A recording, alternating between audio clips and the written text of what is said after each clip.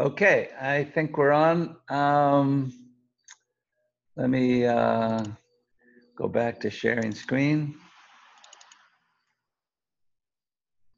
and blast this up. Okay, so this is the first training session for our 2018 summer TAs, summer camp teaching assistants.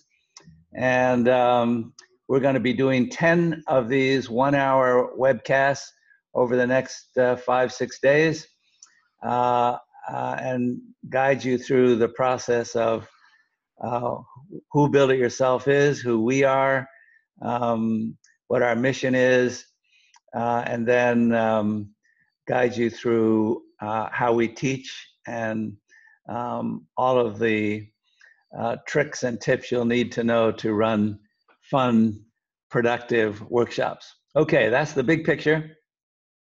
What if we start by just going around the horn and introducing everyone?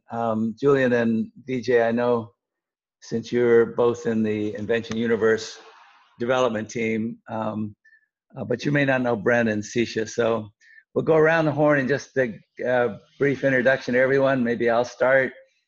I'm the chief engineer at Build It Yourself, and I'm a double E out of Cornell. My all-time favorite project is an alarm clock I built when I was at school and couldn't get up for an 8 o'clock class. It was an alarm clock that played really nice music, and then if I didn't wake up to the music, there was a nice bell that rang, and if I didn't wake up to the music or the bell, 30 seconds later there was a feather hanging from a motor over my pillow, and it would try to tickle me. I'm trying to get up in the most civilized way I can. And then if I didn't wake up to the music or the bell or the feather tickling me, then I had a critter hanging from the ceiling with a cup of water that would come down and get me all wet. So that was a sure way to get up in the morning. So that's me. Favorite heroes. I love Don Quixote from Cervantes. And least favorite thing to do. Oh, wow. I think the least favorite thing to do is clean up. Okay. Sisha, you like to do a quick introduction? Yeah. My name is Sisha Chen. I'm from China. I just graduated from Cornell and majored in chemical engineering. Now I am an operation manager in BIY, and my least favorite thing is get up early. Get up early in the morning, okay? Yeah, Great. that's all. Oh, sorry guys, my camera just fell down. We can consider it a field trip. It was fun. All right. Brent, you're up. My name's Brent. I'm the webmaster at Build It Yourself. I like anything to do with design, from graphic design, web development, and 3D animation. My favorite projects that I've done at Build It Yourself include an Arduino remote control that we made that's web-based using mobile phones. And basically you can control the mobile phone's screen, and the Arduino is able to read the color of the screen and create things to happen. So that was really fun. Cool. And my least favorite thing to do would have to be a combination between waking up like Sisha, but also paperwork and like taxes and forms. Okay. Thanks, Brent. Julian,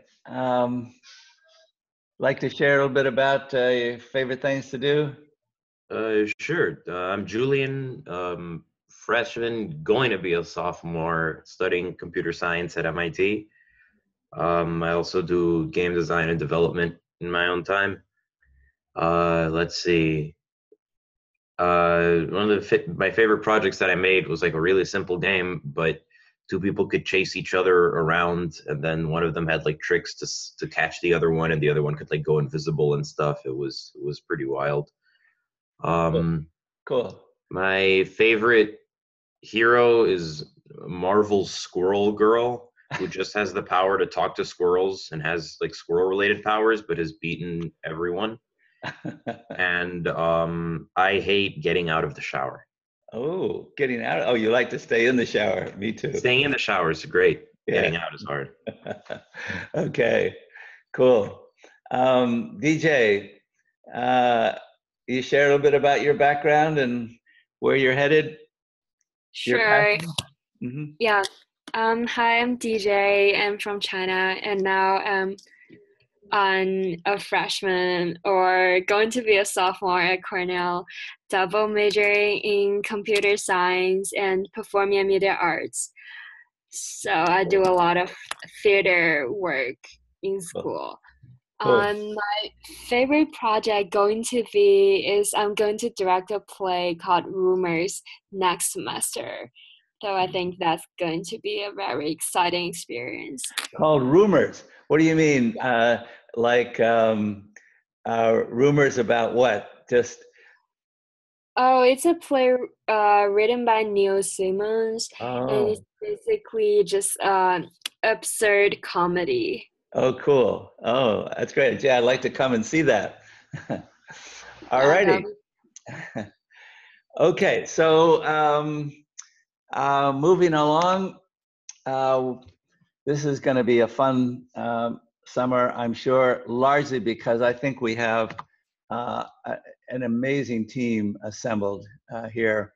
Actually, let me go back a little bit and talk about our team. It's, in my mind, our most important, most valuable, most difficult to replicate asset. We've had a long, long history of hiring primarily MIT and Cornell engineers, some of whom have gone on to work at Google, Microsoft, Apple, Facebook. And so we have a trail of workshop leaders that have been extremely talented. We're lucky to have been able to attract them. And I feel you guys are the new generation of workshop leaders that we can brag about in the future. We have 9 TAs and developers, and then we have 8 people who are focused just on development. Lula is a territory manager in Mexico. Daniel is a college student helping us develop the Arduino and helping us develop the Mexican territory. Sandra is from MIT. She's working with Brent on developing our infrastructure. Wen Yu is from China, a graduate of BU and art school, and she's going to be our art director. Jesus is another college student in Mexico who's working on Invention Universe.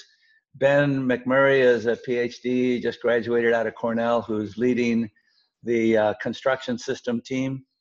And Steve Yao is also from China, a graduate of Northeastern and leading the Invention Universe development. And Jessica Chen, also from China. Quite a few, almost a third of our people are from China. Jessica is in a master's program at Columbia, and she's our finance go-to person. Okay, so that kind of rounds out the team. Business goals. So we have basically 3 big picture 30,000-foot goals. And the first is we think about these goals when we recruit people.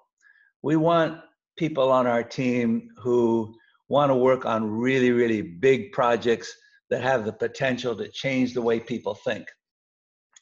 And a second sort of big picture goal is we want to work in an environment where we're inspired by our teammates and the general culture of the company. So developing a project we're proud of and working with people that are fun and inspiring. If we can do 1 and 2, I believe that number 3 will take care of itself. That we will, all of us on this team are in this to make a lot of money in the process of doing 1 and 2. Does that make sense? Let me stop there. And anyone have any questions about big picture team and big picture? Okay, moving on. So I believe that our most important assets, build it yourself, basic crown jewels that we sell to investors and corporate partners and ultimately customers. I think our most important asset is our network of art and engineering TAs from well-known schools. We have, over the years, developed 30 projects. Actually, we have quite a few more projects, but we only post 30. And those projects are designed to keep kids from the ages of 8 through 13. So if a kid works on one project every 2 months, then over 5 years, they will need 30 projects. So that's the logic behind why we keep 30 projects. We want to keep kids busy for 5 years. And behind those projects is a library of modules. So we're big on the concept of modular construction. It's key to our ability to get kids to build complex projects quickly. So we have this library of what we call functional building blocks. And they are cookbook instructions to build those modules. And then the creative part of our process is integrating those modules into a solution to a problem.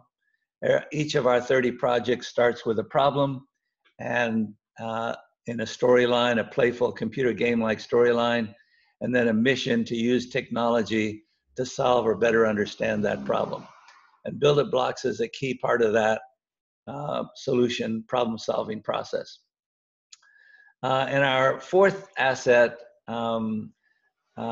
barrier to entry, difficult to replicate asset is Invention Universe, and that's basically a social media site, looks like a computer game, and is designed so that once kids build a project, then they can show off their project, their portfolio of projects, and share it with their buddies, as well as use it in a job or school application.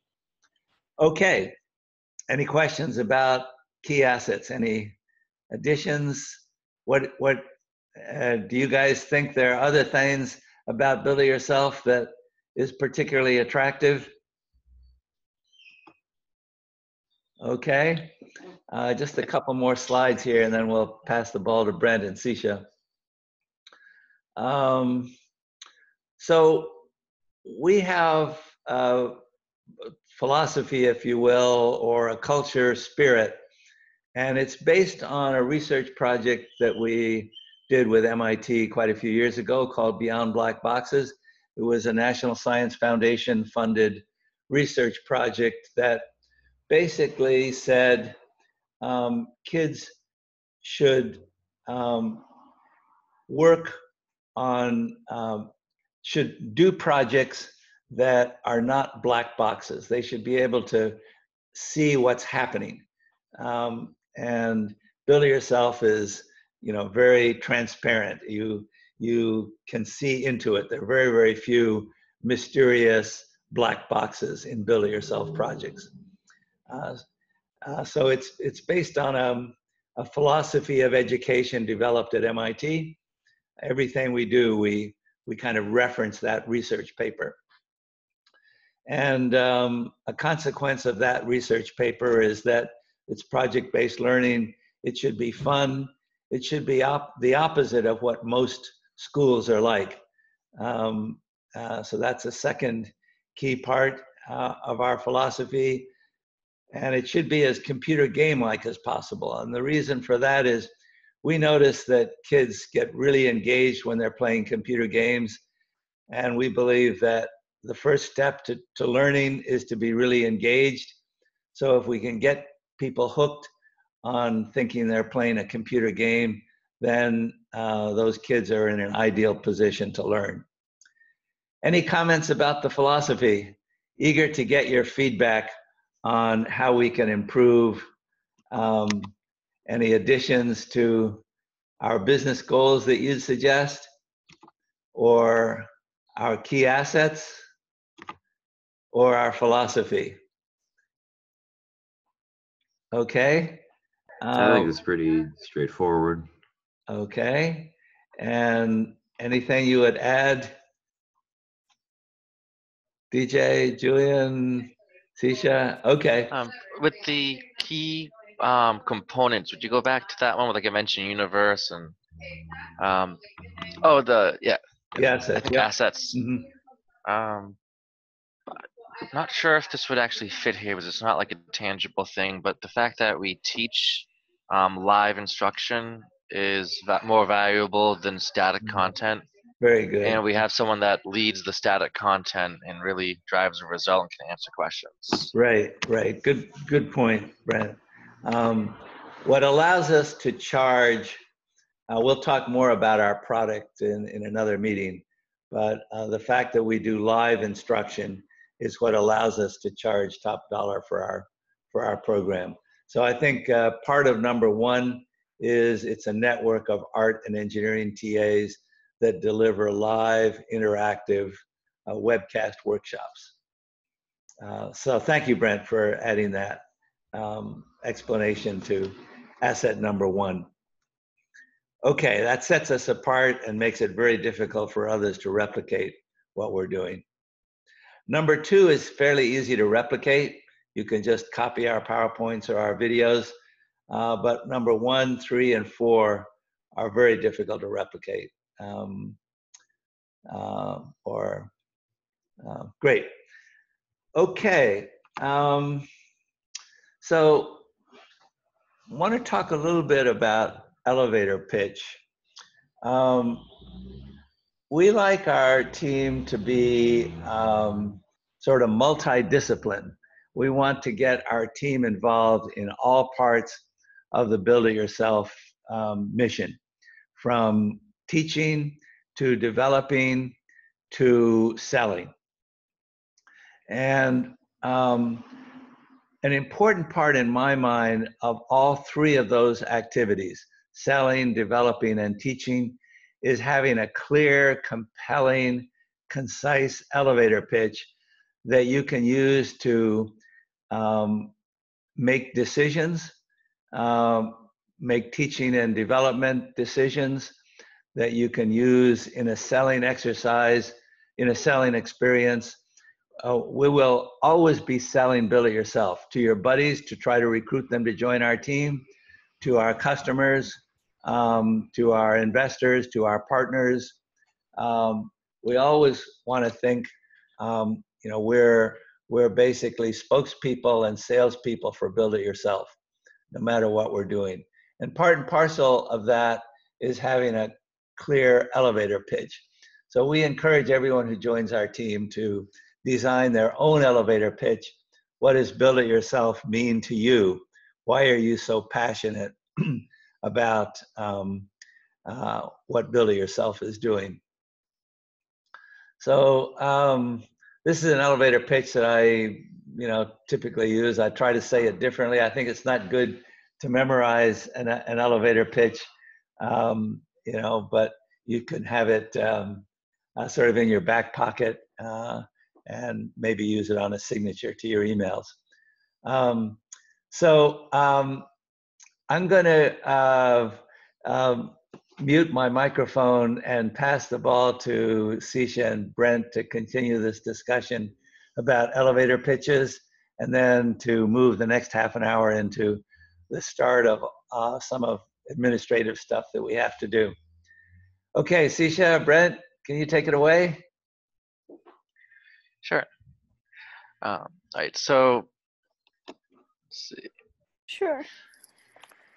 So with the topic of elevator pitch, and John, just redirect me if I go off in the wrong direction with this, but Basically, one of the goals for all of our workshop leaders is to be able to convey the value of the product to parents during presentations at the end of the workshop week or during presentations we do online. The elevator pitch is just a really short, sweet summary that kind of, helps us drive that home. And if we can do that, it will be easier to get into a conversation with parents about Build It Yourself. And it also, like John mentioned, helps with development. If we know what Build It Yourself stands for, what the mission philosophy is, it helps guide us. Yes, and I think elevator pitch is like also always in 30 seconds. You need to attract other people by like within 30 seconds. So it should be concise and attractive. I forget the exact history of it, but I remember there was a time where someone sold somebody an idea in an elevator, and that's where the term comes from. It was literally like a 30-second pitch, and it worked. All right, so I'm just looking at the agenda. Let's see. So, all right, so I think the next thing, Sisha, would be, should we review the Projectware training page? Okay, maybe before that, we it's an assignment for all of us to write a elevator pitch during like you can do it right now during this meeting and the break like between I think it's between 9:30 to 10 to 10:30 I think. And I think John sent me a like elevator page template. I could share it to you guys through email. I could send it now. Okay, John. Is that John? John is leaving? Oh, John? Yeah.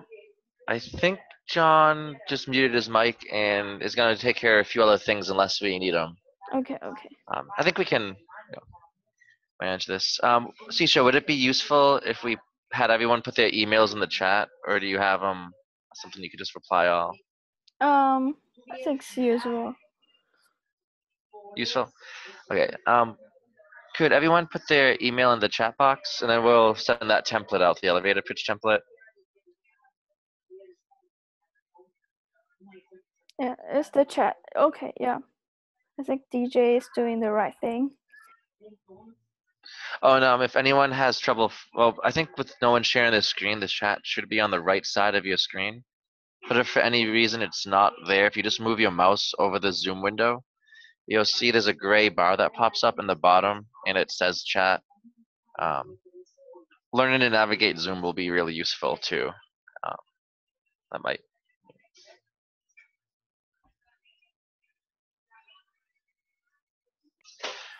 Hi, Julian. Are you still here? Yep, I'm still here. So could you send us your email address to the chat? Like. Sure. Thanks.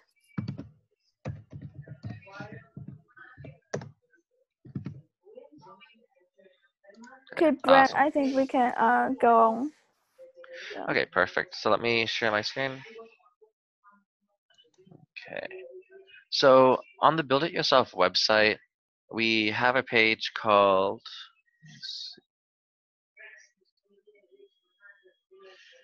Projectware. Here it is. Projectware. Okay, so to find this page, it's in the footer, Projectware. And let me just see the exact key points we're supposed to discuss with this. Okay, so basically just what this page is.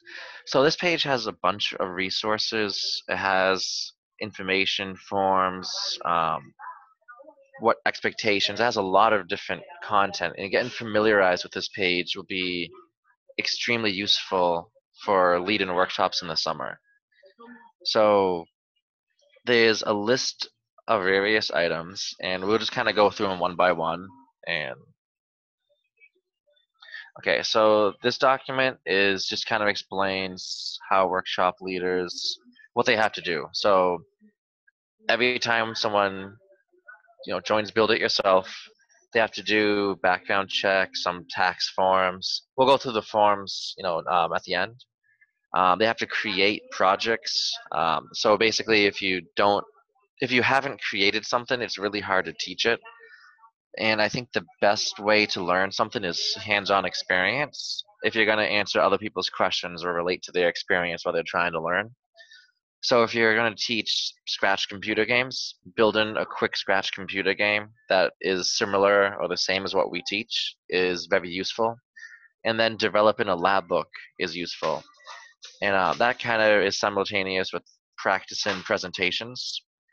Um, so all of our projects will have like John was saying, problem mission. We're trying to gamify learning.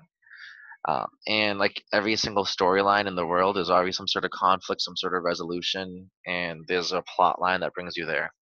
So if we, like one of our examples, I was talking about the Scratch computer games. Parents don't let us have enough time on the computer. Learn how to create way cool computer games to show parents the value of being in front of the screen. Get more time to game. And basically, we have that, and then we build towards fixing this. In order to do that, we have support and presentations, like presenting ideas as a marketing presentation that's fun for kids.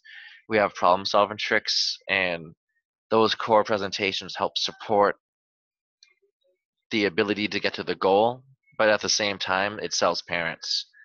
And with that said, I think it's useful to say that parents and kids are our customer. Kids need to be happy. Parents need to see the value. The lab book might seem like the less fun part of the project, but it can be fun if presented right, and it can also make parents keep signing their kids up for more workshops because they use PowerPoint, which a lot of parents use in meetings. The presentations that they receive and then document in their lab book will help show parents that the kids actually learn engineering values, marketing values, and all this stuff was done in a fun way. And it's like feeding a dog their medicine in a piece of bologna. That's how I usually think of it. You inject learning into all this knowledge into these kids, but they do it in a way that feels like a computer game. Um, and then okay, so that kind of talks about this timesheet. I think you guys may have already learned about this. Let's see. I'm trying to find the best flow to go through this. So the ProjectWare site we're on, workshop leader guidelines, I think is on the ProjectWare page, but I'll download that now. Knowing why Build It Yourself is different, which is what we discussed in the beginning of this. Filling out the forms we're going to cover. Timesheet. You're required to fill out a timesheet. You can bill us for teaching time, for training time, up to 10 hours. You can bill us for, I believe it's a half hour combined of cleanup and setup. Before and after class, get there, clean, set up any materials, things like that.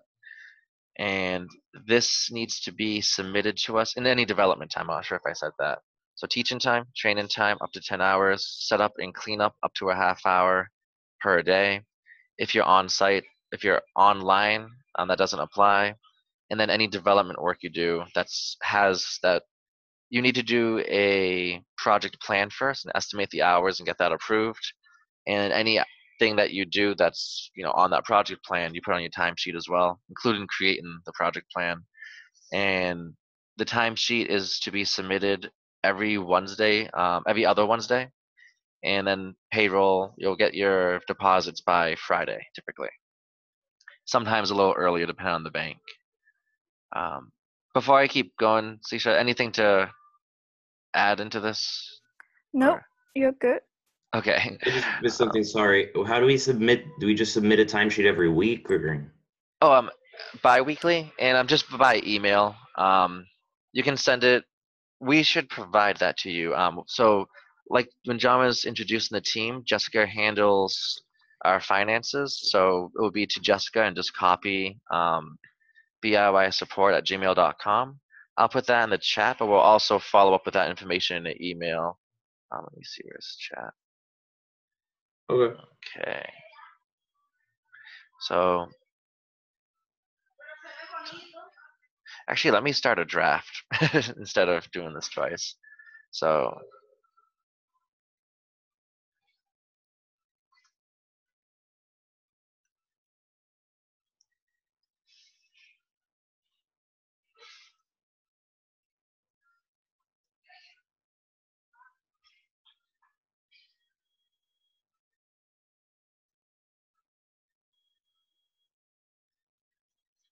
I'll put our email in when I send it, obviously, but and BIY support is the general inbox. Okay. And then the projectware page, let me just list this as reference.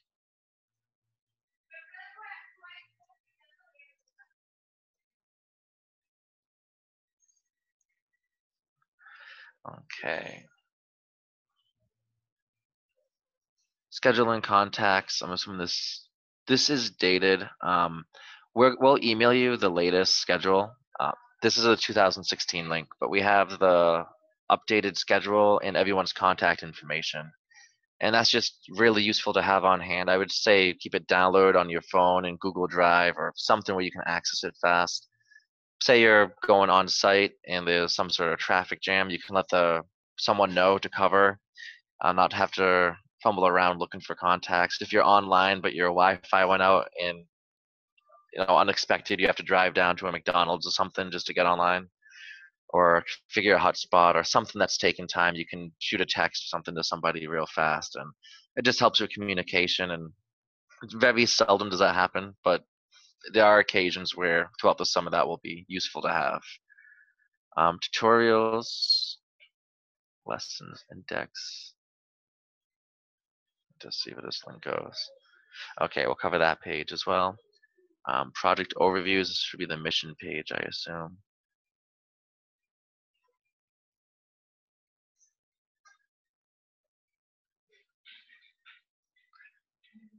Engagement metrics. All right, so the bonus log, this one is, John will lead that discussion, but basically at Build It Yourself in the summertime when we have our workshops, there's several criterias that need to be met, but we do give bonuses. And typically in the past, with those have been engagement. A certain percentage of kids need to be engaged, and we define that as doing activities at home. We're not against bribery either, so you can say they can get something way cool when they come back in if they've done some graphics at home or found premium quality junk for their soapbox racer or anything that gets them engaged, because that means they're having fun, their experience is going well, and it means their parents are seeing them extremely happy still talking about camp at home. No complaints within the class, and this, we'll go through those criterias when we have that conversation, but they're pretty reasonable, and with the right strategy, it's achievable. Reference letter. Let's see, I think that's just a recommendation that we can write you, or checklist. Engagement tricks. Okay, some of this stuff I think we can cover as we talk instead of just following it like a cookbook here. So basically, that's what this form does. It just helps, this document just guides you as a workshop leader and points you in the direction of important things to fill out, important tools to have, pages that will have other materials on it. And that's on the projectware page. Let's see. And okay, so we have the schedule listed here. So that old link, you can just click here and that will download the newest schedule. And the schedule looks like this. It just tells you where you'll teach.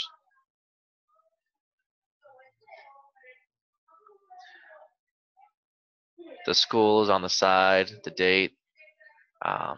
We have the classes up top, and then whoever is teaching and what the workshop is. And then also the contact information for any of the summer camp directors, which is useful.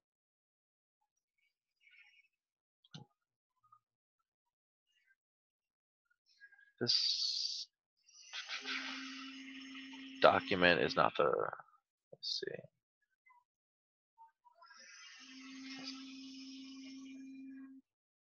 I'll update this link. This one is the latest. We have it in our Dropbox. That's why that file was a little different than I expected. But yeah, so this is easy to read. So the dates up top, the schools on the side, workshop leaders, and which workshop it is documented within. And you can see who you're working with, and then the contact information, so you can communicate with whoever you're working with is on the next tab. And then the directors are also listed here.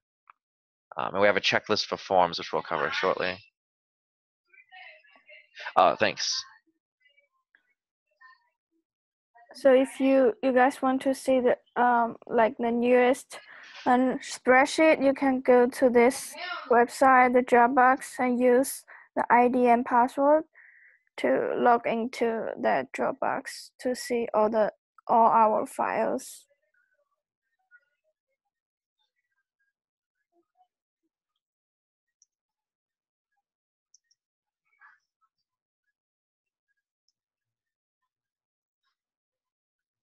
And I'll also update it on the Projectware site as well. So there'll be 2 ways to access that. Okay, and okay, HR manual. HR manual, like I said in our introductions, I don't love paperwork. Does anyone here love paperwork? No. So the HR manual is something that was heavily suggested by our lawyers and accountant. Basically, we're in a stage of growth right now. We're started off as a very entrepreneurial small company, and we're in a stage where we're seeking financing. So the HR manual basically just outlines what responsibilities are between the employer and employee, what rights everyone has, what benefits, and just everything to do with employment. It's longer than we like, but it's required. And the way we like to look at it is by having this document in place and having people sign the acknowledgement letter, we are in a better position to receive more financing, which allows us to create more opportunity for myself, Seisha, you guys, everyone. We all get more opportunity, and this document helps support that. And the other benefit is, though, no one wants to read through, legal documents or manuals and all that kind of stuff. It protects, the employee and employer. We all have set expectations and we know what we're supposed to do. So we will we have a new one that we almost have updated, as you see here, and we'll send that off to you shortly. Background check. So this is something that all of us are required to do. And Seisha, this I think begins to get into the forms. Let me just check the agenda just to make sure I'm not getting off topic. Summer camps. Okay, so we talked about this. Okay, so this is kind of the next thing coming up. So I'm lost between so many tabs. Let's see where I'm supposed to be. Okay, I think I'm back. Okay, so the criminal background check. The first part of the forms, and I'll let you take over, Seisha, is the fingerprinting. If you click on this link on the Projectware site, which you'll have a form downloaded, and this just outlines how to get fingerprinted. Yeah. The top half of this we'll cover, we'll explain this, but the bottom part, you set up an appointment. We reimburse you. There's a fee, but we reimburse you within your first timesheet, I believe is how this would work. You just list it and we'll add it. You get paid back for it. And they're going to ask you a little bit of information. Just follow these steps. When it comes down to provider ID, please do all of them, even if it's schools you're not teaching at. The reason is it doesn't cost extra to get fingerprinted for additional schools. So if you need to be a fill-in at another school, or for some reason you need to switch which school you're teaching at, you're already on file. If you teach with us throughout the year, come back next summer, you're already on file for every school that we work with. And you don't have to do this process ever again unless we have new schools. So if you have any questions on that, let us know. And Seisha, I'm going to pass the ball over to you. Okay. Are you ready to explain the forms? I need to share okay. I could share it if you want, though. I have the document already open. Oh, okay. If I need your help, I will. Okay. Just a question: how much of this applies to me as though, like, if I'm just doing webcasts and I'm not in Massachusetts? That's a good question. I think you, from what I researched, I'll confirm this. I was researching the fingerprinting process, and on the Mass government site, what their law seems to imply, my interpretation of it says people who are in contact with, like, unmonitored contact with children, as in this would be you and just the children, or like one-on-one or anything like that, is when fingerprinting really comes into play. But my interpretation of that means if you're online, there has to be a workshop leader on site, and typically there'll be a camp counselor with you, and there's going to be a whole classroom full of children. So there's at least 1 to 2 other adult set of eyes plus a large amount of children, which makes me feel that we don't need anyone who's online to get fingerprinted. I'll verify that in an email and get back to you on that. Sounds good.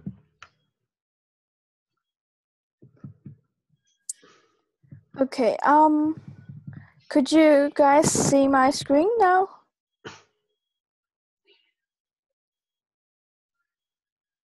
Yes, I can see it. Yeah. Okay. So maybe you can do like follow just as what I do. You go to the Dropbox, and you can see this file is our schedule this summer, and just scroll to the bottom one, and you will see there's a very large checklist here. It lists all the forms you need to fill. So about Julian and DJ, you can see from this 2 column, the green one you need to fill this form. And I think Julian is here. Yeah. No, that's the other Julian. Okay. So, sorry. The first forms is for paychecks. Is like the HR manual thing. If you have any question, you can ask Brent. So Brent, how we can fill all the forms? Those 4 forms. Sure. I'll follow up in an email. The HR manual should be ready, within this week to have you guys sign. The I-9, I'll send off W-4 and direct deposit forms are pretty straightforward. For direct deposit, you need your bank's routing number, account number, obviously the name of the bank, and there will be I don't know if you guys have done direct deposit before, but they have those little quirks where you need a voided check or a deposit form from the bank. So I'll give you a list of that. That's pretty straightforward stuff to get, especially if you have a checkbook. And the other 2 forms, I think you just will need social basic stuff, and it's pretty straightforward. But I'll be here to support you, and I'll add that in the follow-up email. Okay. And for the general form, the immunization report, I think we discussed about it. It's better if you have, but we are not sure. If you have to have these forms. Is that Brent? Yes. So basically, my main concern is Julian. Since you'll be online, we want to make sure you don't spread computer viruses. So I'm just kidding. Gotta be careful on that one. Exactly. I tried to keep a straight face. I couldn't. So basically, we're not sure if we have to do this. I'm gonna double check. I think we thought we saw it in the HR manual, so that's why it's highlighted in red. But I did a quick search, like a Control F, and I just typed in physical immunizations, backspaced, to see if those would pop up. And I didn't see it, so I think we may have mixed what BB&N was requiring with the HR manual. Okay. BB&N definitely requires the immunizations report, though. The school itself requires that. Okay. And for the CA form, I will send you guys the email. Those 2 forms should be attached And if you like fill the form, you can like just email to me. I will collect all the forms and send to the company together. So for BBNN, I know two of you don't need to fill the form, but since we are recording this tutorial, I just want to go through the step by step how to fill it. So there's an email, I think it's from here. So you need to first click this link and apply for like their teacher assistant, and you can see all those forms on their website, and you can download it and just fill it and upload it. So if you have any question, you can email me. I could guide how to fill all the forms. And for, whoa, what's wrong? For CMS form, the company didn't reply us about those two forms. I think it's the same as CA forms. So if the company, as soon as they reply us, I will send you guys the email, like the forms attached. And for I don't know what's wrong with my, sorry, just It's kind of fun to look at, though. yeah. And for the last part, like this, you can like to do those. It's kind of assignment for you. The Ghost Bio Elevator Pitch Lab Book. You can do all of this by go through the 20 items from the leader guidelines. I think Brent just showed you the website. Yeah, those forms. Okay, so I think that's all. Do you have any questions?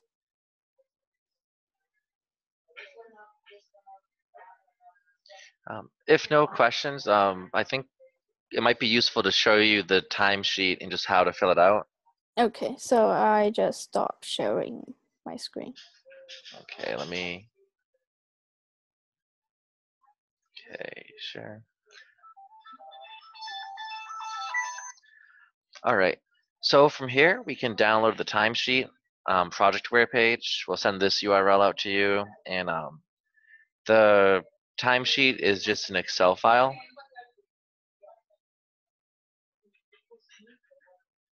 Which, let's see, okay, here it is. So it's pretty straightforward. The date is the date that you're submitting the timesheet. So if you're submitting this, for instance, say like tomorrow is a pay period, like where we're supposed to submit, and then a deposit payroll executes, I believe, on Thursday, and then Thursday or Friday, the money is typically received. It depends on the bank and the policies of your bank. So hypothetically, if I need to submit this and it's the 6th, I would just do 06/06/2018. Or actually, we could just do, and then name. I trust you guys with my social. Nah, I'm gonna use a fake social for now.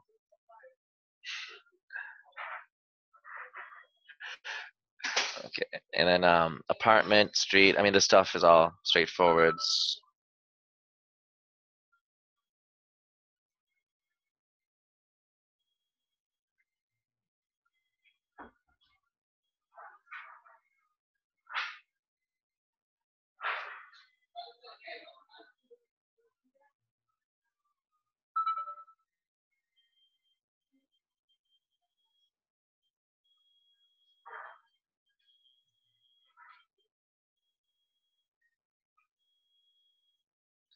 So I mean, that top part is pretty straightforward. If any questions, we're here to help.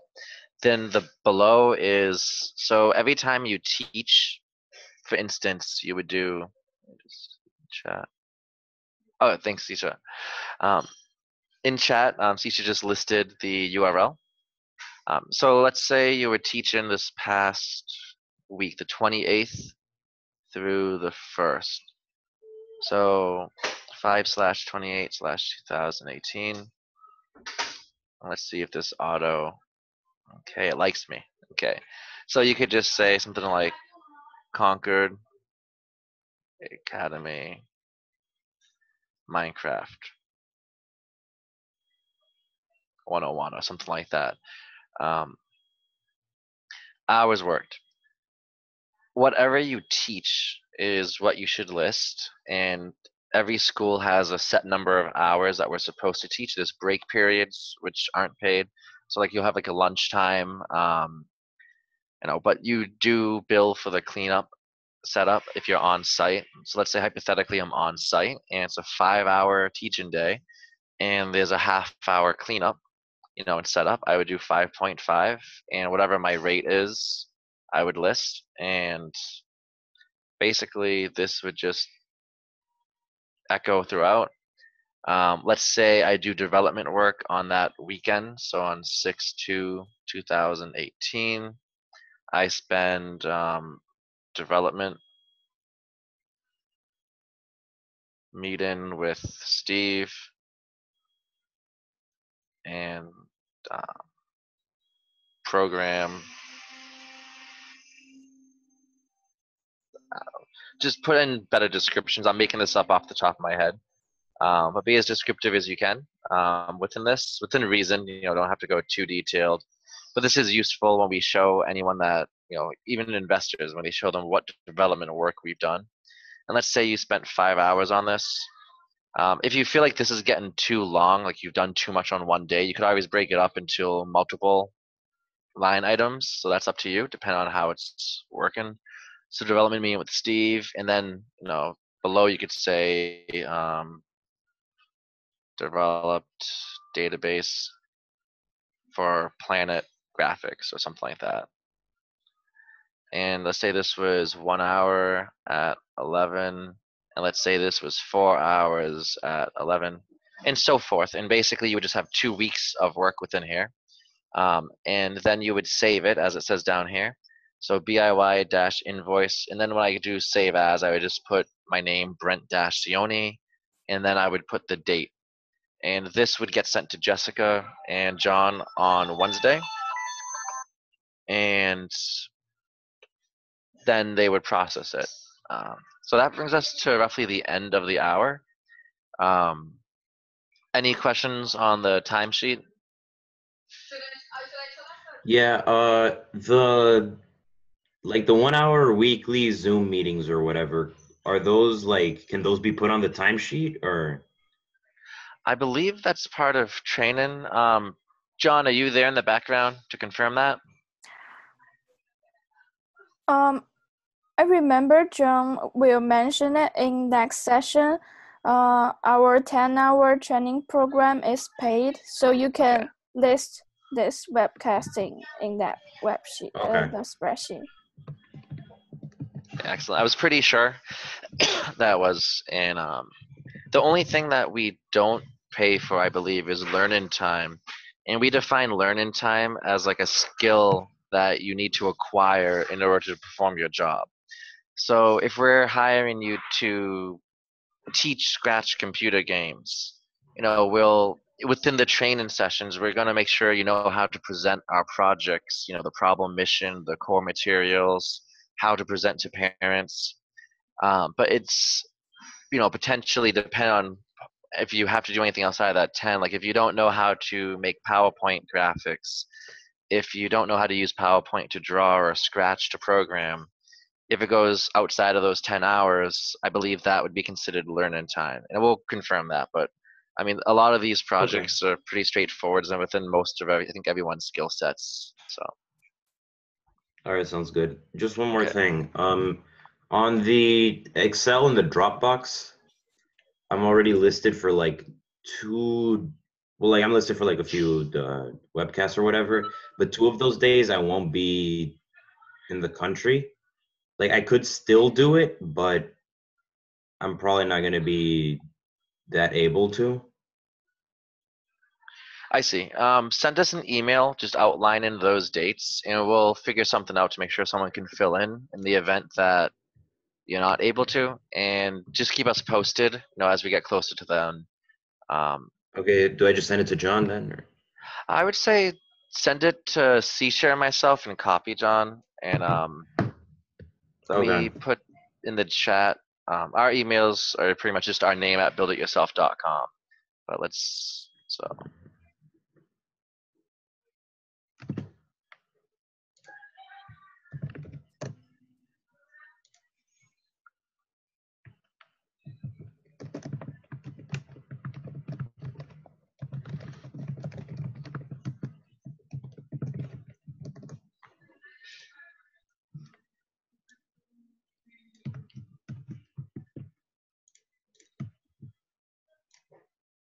Okay.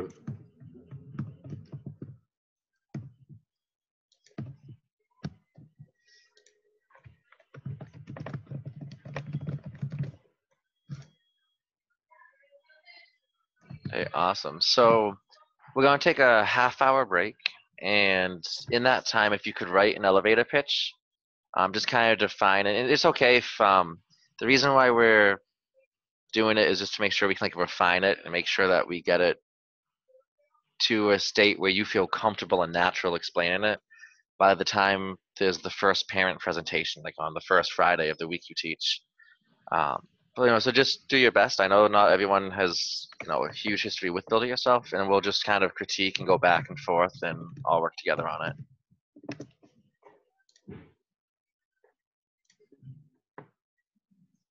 Okay, see you guys in half an hour.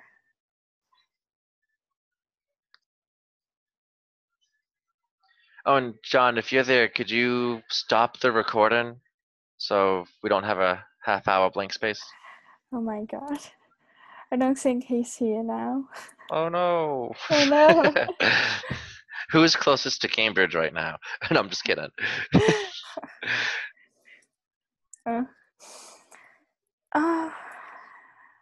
It's okay.